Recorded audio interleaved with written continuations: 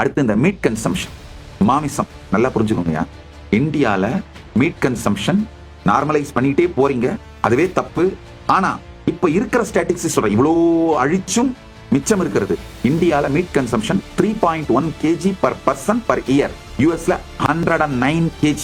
It saves 2 to 3 lakh crore by preventing 6 times land demand and 3 to 4 trillion import costs.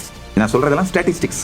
Per capita இந்தியாவோட agriculture land 0.13 hectare, யூஎஸ்ல 1.27 hectare. இதுவே 2 lakh crore சப்சிடிஸ்ல food security, இந்த serial dominant diets இது மூலமா save பண்ணுது. சனாதன இந்து தர்மத்தை அழித்தீர்களானால் நம்முடைய life style, நம்முடைய பிரின்சிபிள், நம்முடைய வாழ்க்கை முறை, நம்முடைய உணவு முறை இதெல்லாம் இதே வேகத்துல அழிச்சிங்கன்னா அது நாட்டோட எக்கானமி மேல எவ்வளவு பெரிய பாரமாக போகுதுன்னு புரிஞ்சுக்காம போயிட்டு இருக்கு. அதை நம்மளால ஹேண்டில் பண்ண முடியாது. அடுத்த தலைமுறைக்கு மிகப்பெரிய பாரமான ஒரு நாட்டை, சமூகத்தை, பொருளாதார சூழ்நிலையை நாம் விட்டு செல்லுகிறோம் அப்படிங்கறத மட்டும் புரிஞ்சுக்கோங்க.